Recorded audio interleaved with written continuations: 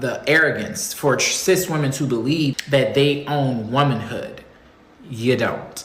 How are you projecting your anger on real women? I take a week off, and these queens have set the movement back even further. He's unbothered. What's up, everybody? Ty Rivera here, the absolute best LGBTQ comedian in the world. Before we get started, please like, comment, and subscribe. If you want to comment just to help me on the algorithm, and Lord knows I need it, go ahead and leave a knife, because they're definitely going to come for my neck on this one. But I don't care. I think this one is important enough to actually talk about, and not necessarily the he said, she said part of it, or she said, or he said, she said, then he said, then he said, then she said part of it, or however you want to put it. But because of the bones of it and how it's going to negatively impact the communities that some of these people claim to be activists for. In case you guys aren't caught up, what happened was Libs of TikTok, which is a Twitter account that shares all sorts of craziness from TikTok from people that are liberal or leftist, shared a video of a trans woman saying, This is what I mean when the transphobia just comes out. The audacity and just the arrogance for cis women to believe that they own periods, that they own womanhood. You don't. Okay, you don't own periods. You don't own womanhood. You experience both, and both are different for every person. But as a cis woman, it doesn't belong to you, so you can't gatekeep it. Like, hello? And in that video, what it's claiming is women do not and cannot gatekeep womanhood. But then if you listen to the person's explanation about why they said what they say there are non-binary people and trans men that can also have periods. And this is where it gets a bit wonky, because if you're claiming that trans men are actual men, which is the claim, I don't necessarily go with that claim. Trans men are trans men, just like trans women are trans women. But if you're going under that guise, trans men are men, then they no longer have a claim on womanhood. And what they would be claiming at that point is that men have periods, which we all know is not true, even though some of us act like it sometimes. But that's neither here nor there. The point is, if you're supposed to have transitioned to a man, then you no longer can dictate what womanhood is. We can back women when they tell us what it is to be a woman, but we do not make this definition. Then there's also the claim that the non-binary would have a say in it. Well, if you're a trans activist and you're really claiming to respect non-binary people don't identify as male or female, man or woman, so they are basically getting into a fight that they don't have a dog in. So that doesn't really make sense, and that doesn't really hold water to say that. If you're a trans woman and you're saying this is what it is to be a woman, I definitely do not take you as any kind of expert, because while I do respect trans women as trans women, what you're doing is your version of womanhood. What you're doing is what you think that womanhood is. You're emulating what it is to be a woman, and that's where we'll run into problems, because there is a difference between you claiming to be a woman and a woman actually living as a woman. And still pushing the cis and the cisgender, I'm not a fan of it, and I've said this several times. I think you're really setting the movement back, and you're making things unnecessarily difficult for yourself as well as other trans people when you do this. But if that's what you'd want to do, that's what you want to do. The other flaw, I would say, is paying attention to anybody on TikTok, because that person is a creator on TikTok by the name of Blessing Rose. And TikTok is known for, let's just say, not the most stable crowd. It really does slant towards people that are truly unhinged. In a lot of cases, it'll be people that have lost touch with reality. And if you want to watch that for entertainment, I definitely do get that. But when I'm creating stuff and I have people getting mad at me and arguing with me about very basic things and not understanding that they don't make sense, that doesn't really have a place in my life. So what happened was, this post got shared by Libs of TikTok. Comedian slash Instagram creator by the name of Jess Hilarious caught wind of it, and she made a video where she said, Hello, who the fuck is gonna stand up for us? And us, I mean women, real women, biological women, women who were born with all the parts that you guys wish that you were. When does the delusion stop? What is the difference between you and someone who has been diagnosed to be mentally insane? Stop talking out your fucking ass. How are you projecting your anger on real women? Because we are the gatekeepers. We the only one that fucking bleed, honey. We the only ones that can give birth. We make y'all people. We make y'all. You can't be us. You will never. You're chasing something you'll never, ever get. You'll never be that. And although you may not agree with every single word she said, what she said does actually make sense. And asking who's going to protect women at this point isn't an unreasonable question. Because as LGBT, and me specifically as a gay man, I can tell you that women have been some of our biggest champions throughout the years. Women have acted as our beards back when we had to pretend to be straight. Women have made it so that things were a bit easier for us in a lot of social situations. Women have all the way around gone to bat for LGBT. When it comes to trans, I know a lot of women that helped trans women first start to figure out their makeup and the way they were dressing and how to create their silhouette. And there was a fair amount of women helping LGBT. Have there been women throughout history that have been resistant from the beginning to LGBT? Yes, most definitely. But that's some of everybody, and that's what's changed with the times. But to throw women out and say women completely don't matter, and now these people that identify as women can redefine not only what it is to be a woman, but how she's gonna identify. She has to be a cisgender woman or a cis woman. Well, women have already said they're not going for that, and that's something that we've been over on this channel. So why are you trying to force somebody to be something that they're not or they don't identify as, but then at the same time you identify as a trans woman, which we all know that you are not a woman, but we're still willing to say trans woman, but that's not good enough for you. There was a personality from the UK that got in a lot of trouble over this, and even when I saw the first interview I saw with her name's Posey Parker, not to be confused with Parker Posey, the actor from the 90s, but Posey Parker had said on an interview that she would not refer to anybody that isn't biologically female as she or her. And me having so many trans friends, I thought, well, that seems awfully harsh and kind of closed-minded of her. But the more that things progress, the more I see why she said what she said, because it does become a slippery slope. If you give in to people on these small things, then they try to take it bigger. So when all of this went down between Jess Hilarious saying what she said and Blessing Rose saying what she said, TS Madison stepped in, who TS Madison I've always liked. I consider her to be closer to the girls that I came up with, the trans women that I came up with, that were very level-headed and also were willing to accept their own biology and the fact that they were something different and not the same as a woman. They were trans women. T.S. Madison has always taken that stance herself in the past, but more recently, T.S. Madison has become mainstream, so she has to be a mouthpiece for trans activism and LGBT activism. So I won't really be discussing T.S. Madison in this particular video, only because I don't really consider her to be a credible source anymore. Hopefully she comes back one day and she finds herself, but what she's doing right now, to me, is pandering to people that should not be pandered to. So we'll take it to where it eventually got to, because T.S. Madison and Jess Hilarious got into it. And then Flame Monroe is asked about the situation, and Flame Monroe is always very level-headed. Not only is Flame Monroe like the girls that I came up with, she is one of the girls as far as the extended circle. Like, there's pictures of her with some of my best friends,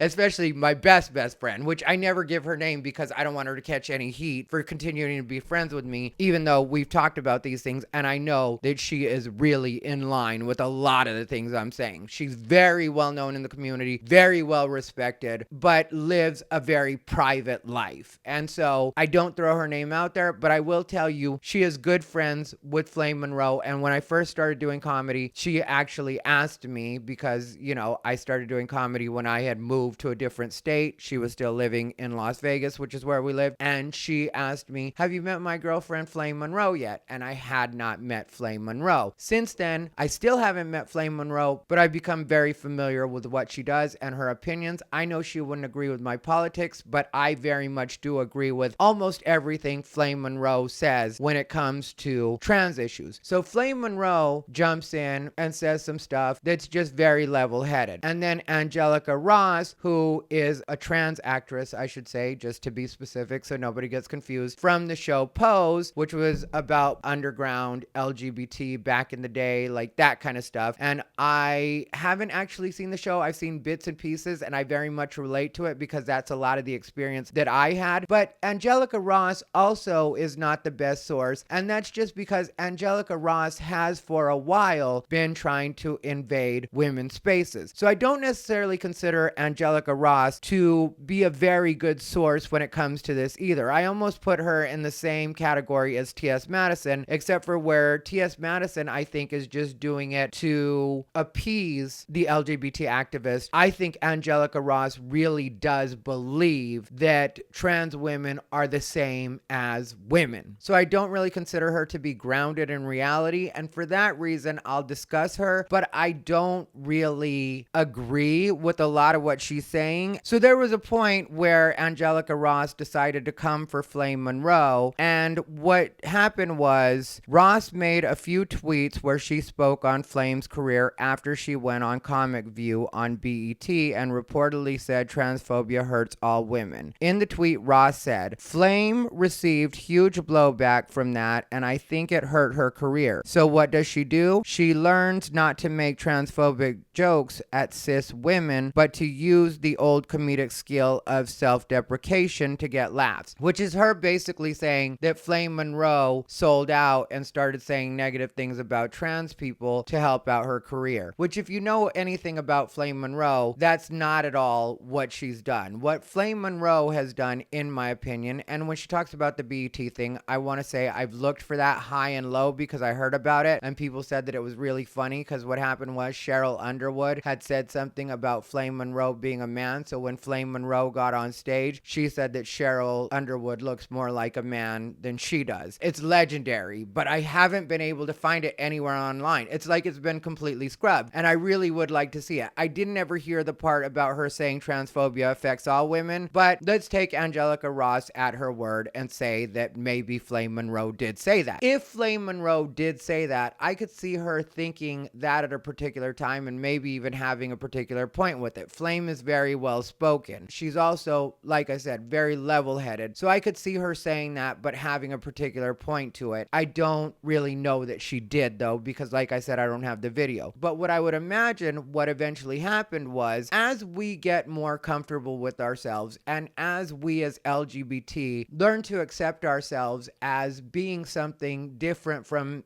everything else in normalized heterosexual society, we learn to accept not only is it okay for us to be something different, but that there's a lot of strength and a lot of power in just accepting that you're something different and not trying to assimilate with everything else. And not only is that good for us personally, it also makes the world more accepting of us in general, which I don't know what anybody else is going for, but what I'm looking for is to have a comfortable life where I respect people and people respect me. There is a point in a video that Blessing Rose put up where she says Respect is mandatory. and I vehemently disagree with that statement, because respect is not mandatory. Respect is earned. Respect is given when you show respect. So if you're going to come at people with the energy of you can either take it or leave it, this is me, and you're from a really small minority group, which when it comes to the trans activists, it's becoming more and more clear to everybody, and that's part of the reason that I speak up, that even other LGBT, and yes, I did say T, as in transsexual, are not agreeing with the activist anymore. So not only are you part of a really small group, you are an even smaller group within a small group, because a lot of us do fully accept and understand what it is straight people, heterosexual people, biological people are saying when it comes to these issues. And we understand that if we want people to hear us out and be able to understand our side of the story and what it is we're saying, then we in turn have to listen to them and understand what it is they're saying, or at least try to understand what it is they're saying as much as they're trying to understand us. Like even here on my channel, if you notice down below in the comments, I don't get a lot of hate from straight people. I get a lot of people telling me that they think that I'm very level-headed and that they like that they can actually relate to a person like myself that they would consider to be polar opposite of what they are. And people are looking for an excuse to actually like us. That's what a lot of these activists don't understand. It's only when you try to run at people with something that isn't based in reality and isn't based in logic that you completely lose people. And then even though you may not realize it, you're working against yourself and you're at that point setting the movement back. Because if what we're looking for is acceptance and understanding, a lot of us, including Flame Monroe, are already getting that. So Flame Monroe came back real hard at Angelica Ross and basically let her know, you don't have a talent.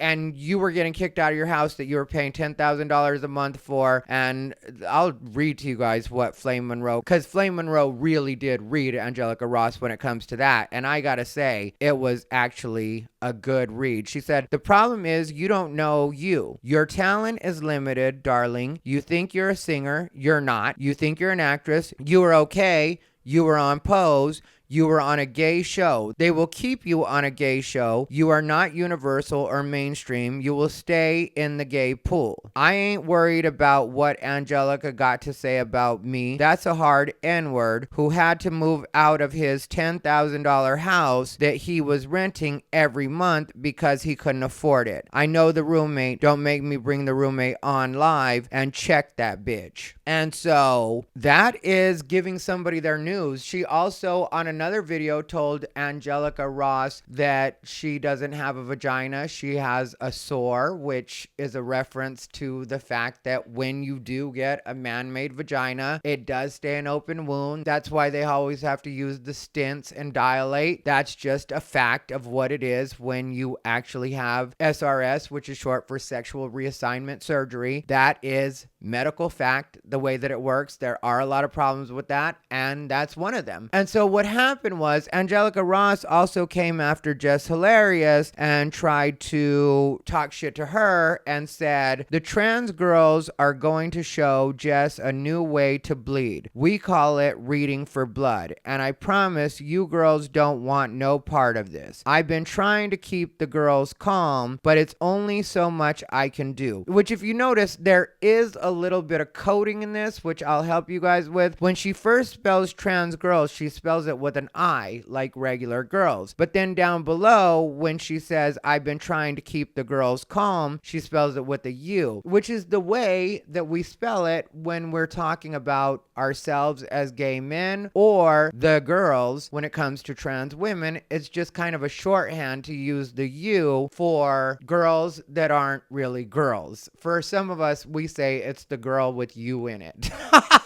And so it doesn't really make sense that she uses that, because in that she's basically acknowledging that trans girls are not the same as biological women. And in this, some people took it as her threatening Jess Hilarious by saying we'll show her a new way to bleed. I will tell you guys, even though I'm not on Angelica Ross's side on this, I don't think that was all a threat for violence. Some people could say that it is, but I really don't. I think she was just talking about the fact that she was going to make her bleed, maybe emotionally, you would say, because they were just going to read her to filth, as they would say back in the day, which is just really letting letting somebody have it. I don't know why she thinks she would be able to threaten Jess Hilarious with that though, because when you're an internet personality, you've probably heard about everything that anybody is going to say about you. Like me personally, if you look down below in the comments on certain videos, you'll see people will try to say things to me that are supposed to hurt my feelings. It never works. I've been on the internet too long. I've been a public person for too long. I've heard pretty much anything anybody's going to say. So for me, I don't really know why Angelica Ross thinks that these trans activists would be able to hurt Jess Hilarious's feelings. What would happen is Jess Hilarious will probably hit them with stuff that they're really not ready for, and public sentiment is not going to work in the favor of these transgender activists, because the transgender activists have gone so far now that they have almost completely lost sympathy from the general public. At this point, everybody's just started to feel like, no, we're done humoring you. You're not getting it. You don't belong in women's sports. You can't take over women's spaces. You can't tell us that men have periods and women don't. You can't tell us that you as a trans person are the same as a biological male or female. Nobody's going for that. We're just not taking that as the truth because we know that it's not the truth. And even when we really are friends with you, it still isn't going to change the fact that you are what you are and I am what I am. So it's not going to be a fruitful venture to try to convince us all that we're supposed to be upset with Jess Hilarious because she said something that was just true and in defense of women, because as we've already addressed, nobody is protecting women right now. Like, I do my best to stand up for women and to say what's right and what's wrong, or what feels right and what feels wrong to me. But by and large, a lot of people have let this go too long and too far. And so when some women even say that they blame other women for not putting their foot down earlier in the situation and allowing it to get to this, in a way, I think it is somewhat valid to say that. But at the same time, women by nature are nurturers. Women by nature do tend to really stand up for the underdog. So it makes perfect sense that they'd be so busy taking care of everybody else that by the time they realize anything's even happened to them, it's already too late, or it seems like it's too late. But on the positive front, it does seem like everybody is coming to their senses, and I really do have to credit people of color, and I do mean Black and Latino. Nothing against you white people, but white people in a lot of cases, you're way too polite. And I'm not trying to blame white people, but in a lot of cases, white people are very polite, or at least publicly very polite. So they don't really want to jump in there. Also, white people are more likely to get canceled. When it comes to people of color, because of the way we work and because of the way that we understand that we're just going to have to deal with varying opinions from our elders and from other people of color in general, it's less likely that a person of color is truly going to get canceled because we do have more leeway. So I kind of don't blame white people for staying out of it in a lot of ways, but I do think that at some point, white people are going to have to step up as well. More of you, sorry, because I know I have plenty of white people in my comments that are completely willing to speak their minds, but I should say more public white people are going to have to come out and just say, no, we're putting our foot down. This is where it ends, because this has all gotten so carried away now, and it really is starting to take away from the LGBT movement. It's also an unnecessary argument all the time about things that really shouldn't be argued about, and it's also very contradictory to what it is everybody's claiming when it comes to LGBT. Like, there's a Trans Pride Day. So if you're really proud of what you are, stop denying it. Stop getting offended when people actually bring it up. Stop getting in your feelings when people want to actually discuss it and talk about it, and realize that if you're coming at it from a level-headed perspective and you're willing to give people the same respect that you want, you're going to have much better results than you are if you're trying to convince people that what's not true show, and what's not reality is actually true and is actually reality. Be trans, be proud of it. Stop trying to take over women's spaces. Stop trying to gaslight us all into believing that we're hateful if we just don't 100% subscribe to your way of thinking, and stop acting like you deserve to be put on a pedestal just because you're trans. So, as it stands right now, Angelica Ross and Flame obviously are not getting along. I am 100% team Flame in this situation, because to me, Flame really does seem to be coming from an honest place on this one, and Flame does a lot to help the LGBT, more specifically the trans community, when it comes to these types of situations, even if they feel that she's selling them out or selling herself out just by being what she is and saying the things that she says. Let me know what you guys think down below in the comments, and I hope you guys enjoyed this video. Please don't forget, like, comment, and subscribe. This has been Ty Rivera, the absolute best LGBTQ comedian in the world.